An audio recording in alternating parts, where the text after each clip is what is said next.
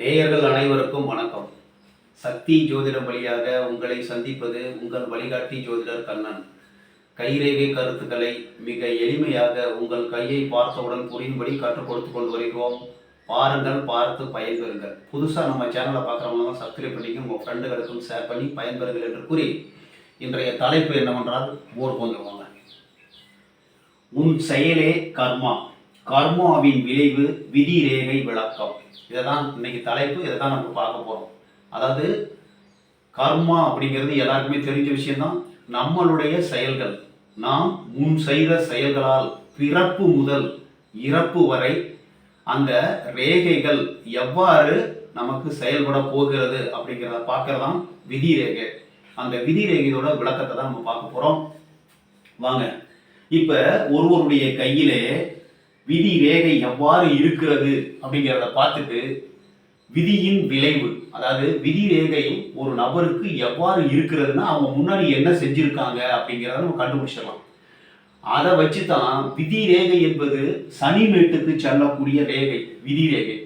சனி பகவானுடைய வேலை என்ன? ஒருவர் என்ன செய்தார் அதற்கு தகுந்தார் போல் அவர்களுக்கு வேலையையும் லாபத்தையும் வழங்கக்கூடியவர் சனி பகவான். அதற்கு தான் காலபுருஷ தத்துவத்தின்படி 10ஆம் இடமும் 11ஆம் இடமும் சனிக்கு வழங்கப்பட்டிருக்கிறது. கிரகங்கள் நம்மளுடைய செயல்களின் அடிப்படையில் நமக்கு நன்மை தீமைகளை வழங்குவதற்கு கடமைப்பட்டவர்கள். அப்படிங்கும்போது சனி பகவானுக்கு வரக்கூடிய ரேகை தான் விதி ரேகை. இந்த விதி ரேகையை பார்த்த உடனே நீங்கள், அதாவது உங்கள் செயல் என்ன கர்மா, கர்மாவின் விளைவு, விதி ரேகையின் விளக்கம். விதி ரேகை எப்படி இருக்கிறது அப்படிங்கிறத பார்த்த உடனே நீங்க என்ன செஞ்சிருக்கீங்க, என்ன செய்ய போறீங்க, என்ன செய்ய முடியும். ஒரு சில பேர் அதை மாற்ற முடியும். எப்படி இருந்தால் மாற்ற முடியும்? இப்போ நம்ம விதி ரேகை சரியில்லாமல் இருக்கு சார், நான் கஷ்டப்படுறேன், துன்பப்படுறேன். விதி ரேகையில தடை, தீவு இந்த மாதிரி வரும்போது கஷ்டம், துன்பம் வருவது இயற்கையே.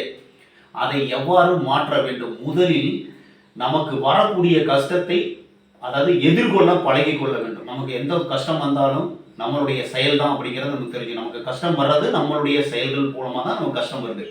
அதை நம்ம முதல்ல எதிர்கொள்ளணும். திரும்ப அந்த கஷ்டம், துன்பம் நமக்கு வருகிறது, அதை அடுத்தவர்களுக்கு செய்யக்கூடாது என்று நினைத்தாலே உங்களுக்கு அந்த கர்ம பயன் விலக ஆரம்பிச்சிடும். கர்மா நல்லா வேலை செய்ய ஆரம்பிச்சிடும். சனி பகவான் இருக்காரே, நம்மளுடைய மனதில் எழக்கூடிய எண்ணங்கள் மூலமாக, செயல்கள் மூலமாக விதி ரேகையை உற்பத்தி ஆகிறது. ஒருத்தர் பிறக்கும் போதே விதி ரேகை உற்பத்தி ஆகிறது. அதுக்கப்புறம் நம்மளுடைய செயல்களை பார்த்து பார்த்து அது வளர ஆரம்பிச்சிடும். இப்போ நம்ம விதி ரேகை எடுத்துக்கோம். இந்த விதி ரேகை கீழே ஆரம்பிக்கும் போதே விதி ரேகையில தீவு இருக்கு. பிறக்கும் பொழுது, இப்ப விதி ரேகையில ஆரம்பத்துல தீவு இருந்தா பிறக்கும் பொழுது பெற்றோர்களுக்கு துன்பம், கஷ்டம் இருந்திருக்கும். இந்த விதி ரேகையில தீவு இருந்து இப்ப இந்த இடத்துல ஒரு தீவு இருக்கு சார், இந்த இடத்துல ஒரு தீவு இருக்கு. இப்ப சுக்கரமேட்ல இருந்து ஒரு 2-3 ரேகையோ 2 ரேகையோ போய் வெட்டுது, இல்ல சேருது, இந்த விதி ரேகையோட சேருது, தீவோட சேருது. அப்படிங்கும் போது இது மாதிரி பெண்கள் கையில் இருந்தால், எடுத்துக்காட்டுக்கு ஒரு பெண் கையில இருக்குதுன்னு வச்சுங்க, இவர்கள் தான் கணவனால் கொடுமைப்படுத்தப்படுவது, துன்பப்படுவது, துயரப்படுவது, வரதட்சணை கொடுமை, இன்னும் சொல்ல போனா வேற ஏதாவது அடிமைத்தனமான ஒரு எண்ணங்கள், கொடுமை, சித்திரவதை அனுபவிக்கிறதுக்கு வாய்ப்பு இருக்கு. இந்த மாதிரி ரேகை இருந்தா அது மாதிரி ஆகிறதுக்கு வாய்ப்பு இருக்கு. ஆரம்பத்துல கீழே இருந்தா ஆரம்பிக்குது விதி ரேகை. விதி ரேகை ஆரம்பத்தில் தீவு இருந்தால் பெற்றோர்களுக்கு கஷ்டம், மத்தியில் தீவு இருந்து சுக்கரமேட்ல இருந்து இந்த ரேகை வெட்டினா உங்களுக்கு கஷ்டம், தீவு இருந்தாலே கஷ்டம், துன்பம். அந்த சுக்கரமேட்ல இருந்து ரேகை வந்ததுன்னா உங்களுக்கு சித்திரவதை அனுபவிப்பதற்கு வாய்ப்பு உண்டு, ஏதாவது ஒரு சம்திங் சித்திரவதை. அதே மாதிரி விதி ரேகை முடியும் இடத்தில் தீவு இருந்தால் உங்களுக்கு துன்பத்தால் மரணம் ஏற்படுவதற்கு வாய்ப்பு உண்டு. இந்த மாதிரி இருந்தா தான், நான் சொல்றது நல்லா புரிஞ்சுங்க, விதி ரேகையில் தீவு லாஸ்ட்ல இருந்ததுன்னா, சனிமேட்ல இருந்ததுன்னா உங்களுக்கு கஷ்டம் தாங்காமல் மரணம் அடைவதற்கு கூட வாய்ப்பு உண்டு. விதி ரேகையில தடை வருது சார். இப்ப இது விதி ரேகை, இதுல தடை வருது. எத்தனை தடை வந்தாலும் அத்தனை துன்பங்கள், துயரங்கள், கஷ்டங்கள், பொருளாதார நெருக்கடி வருவதற்கு வாய்ப்புண்டு. இந்த விதி ரேகை, அதாவது புத்தி ரேகை வரைக்கும், இந்த புத்தி ரேகை வரைக்கும் ஒன்று வருது. அதுக்கப்புறம் வேற ஒரு விதி ரேகை ஆரம்பிச்சு போகுது. அப்போ இது வரைக்கும் ஒரு வேலை செஞ்சிருப்பாரு, அதுக்கப்புறம் ஒரு வேலை செய்யறதுக்கு வாய்ப்பு இருக்கு அப்படிங்கிறத நம்ம தெரிஞ்சுக்கணும். இந்த விதி ரேகையில இப்ப இந்த கீழ் செவ்வாயிலிருந்து இப்படி வெட்டினாலோ இல்ல மேல் செவ்வாயிலிருந்து இப்படி வந்தாலோ உங்களுக்கு எதிரிகளால் தொல்லை, போலீஸ் ஸ்டேஷன், கோர்ட்டு இந்த மாதிரி போறதுக்கு வாய்ப்பு இருக்கு அப்படிங்கறத தெரிஞ்சுக்கணும். செவ்வாய் என்பது சண்டை, சச்சரவு. அதுல இருந்து ஒரு ரேகை போய் ஆயுள் ரேகையை, புத்தி ரேகை, இறுதி ரேகை, விதி ரேகை வெட்டும் பொழுது அந்த வயதில் போலீஸ் ஸ்டேஷன், கோர்ட்டு இந்த மாதிரி போறதுக்கு வாய்ப்பு இருக்கு. இந்த ரேகையில முதலில், அதாவது ஒரு 20 to 25 வயசுல முதலில் வெட்டக்கூடிய ரேகை தான் திருமணம். திருமணம் எந்த வயதில் நடைபெறும் அப்படிங்கிறத ஒரு சில பேருக்கு காண முடியும், ஒரு சில பேருக்கு காண முடியாது. சரிங்களா? இந்த ரேகையை வச்சு துன்பம் வருமா, துயரம் வருமா, எந்த நேரத்தில் சண்டை வரும், எச்சரிக்கையாக இருந்தால் அந்த சண்டை சச்சரவு மாறிடலாம். நாம் அந்த சித்திரவதை அனுபவிக்க போறதுன்னா அந்த வயதை பார்க்கணும். ஆயுள் ரேகையை வெட்டக்கூடிய வயதை பார்க்க வேண்டும். அந்த வயதில் உங்களுக்கு துன்பம் வருகிறது, துயரம் வருகிறது, சித்திரவதை படப்போகிறீர்கள் என்பதை முன்னே தெரிந்து கொண்டால் அதற்கு தகுந்தார் போல் நம்மளுடைய எண்ணத்தை, செயலை மாற்றினால் அதிலிருந்து முற்றிலுமாக விடுபட முடியும். மனிதனும் ஒரு விலங்கு. அந்த மனித விலங்குக்கு மட்டும்தான் சிந்தித்து செயலாக்கக்கூடிய ஒரு வரப்பிரசாதத்தை இந்த இயற்கை வழங்கியுள்ளது. அதனால் நம்ம முயற்சி பண்ண, கையில் உள்ள தப்பு எதுவாக இருந்தாலும் முயற்சி செய்தால் மாற்றக்கூடிய ஒரு வல்லமையை இறைவன் நமக்கு மட்டுமே கொடுத்திருக்கிறார் மனிதனுக்கு.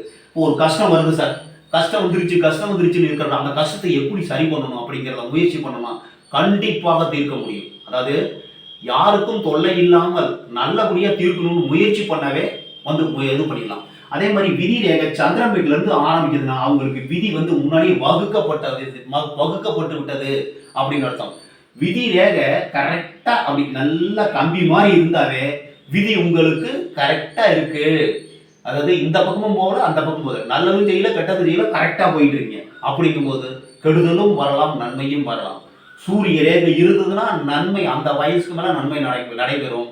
சூரிய ரேகை இல்லைன்னா உங்களுக்கு செய்யற வேலைக்கு தகுந்த மாதிரி கூலி கிடைக்கும். நல்லா புரிஞ்சுங்க. சூரிய ரேகை ஒரு சில பேருக்கு இல்லை. சரிங்களா? அப்படிங்கும்போது விதி ரேகை மட்டும் இருக்கு. சனி வீட்டுக்கு வரக்கூடிய ரேகை விதி ரேகை. அந்த விதி ரேகை மட்டும் இருந்தால் உங்களுக்கு வேலை செய்யறதுக்கு கூலி கிடைக்கும், வேலை செய்யறதுக்கு வருமானம் வரும், அவ்வளவுதான். தொழில் செய்யறதுக்கு வருமானம் வரும், அவ்வளவுதான். ஒழிய நீங்க வாழ்க்கையில முன்னுக்கு வரணும், சூரிய ரேகையும் வரணும். விதி ரேகையும் நல்லா இருந்து சூரிய ரேகையும் இருந்தால்தான் வாழ்வில் வெற்றி பெற முடியும் என்று கூறி உங்களுடைய விதியை, உங்களுடைய கர்மாவை, உங்களுடைய கர்மா தான் விதி ரேகை. அம்மா உங்கள் செயல் கர்மா, செயலும் கர்மாவும் ஒண்ணுதான். எல்லாருக்கும் உங்களுக்கு தெரிஞ்ச விஷயம் தான். தெரிஞ்ச விஷயத்த நான் உங்களுக்கு ஞாபகப்படுத்துறேன், அவ்வளவுதான், வேற ஒன்றும் இல்லை. வழிகாட்டுகிறேன். இப்படி இருந்தா இந்த மாதிரி செய்ய முடியும். உங்க மனசுல அடுத்தவங்களுக்கு கெடுதல் நினைக்காமல் இருந்தீங்கன்னாவே நீங்கள் கர்மாவை வென்று விட்டீர்கள், உங்களுக்கு நல்லதே நடைபெறும். அந்த மாதிரி அதை கடைபிடிச்சிங்கன்னா போதும். தெய்வம் உங்களுக்கு துணையாக இருக்கும். தெய்வ அனுகிரகத்தோடு உங்களுடைய விதியை மாற்றி நல்ல வாழ்க்கை வாழ்வதற்கு முயற்சி செய்தால் கண்டிப்பாக எந்த தீமை இந்த விதி ரேகையில் இருந்தாலும் நாராயணரை வழிபட்டால், அதாவது மக்கள் குறை தீர்க்கக்கூடியவர் நாராயணன் பெருமாள் தான். நாமம் போட்டவர் எந்த சாமியாக இருந்தாலும் அது அந்த விதி ரேகையில் ஏதாவது தொல்லை வரும்போது, துயரங்கள் வரும்போது அந்த பெருமாளை, அந்த விஷ்ணு பகவானை வணங்கினால் உங்களுக்கு விதியில் உள்ள கஷ்டங்கள் எல்லாம் நீங்கி நல்ல வழி பிறக்கும் என்று கூறி மற்றும் ஒரு சிறப்பான காணொளியில் உங்களை சந்திக்கும் வரை உங்கள் வழிகாட்டி ஜோதிடர் கண்ணன். வணக்கம்.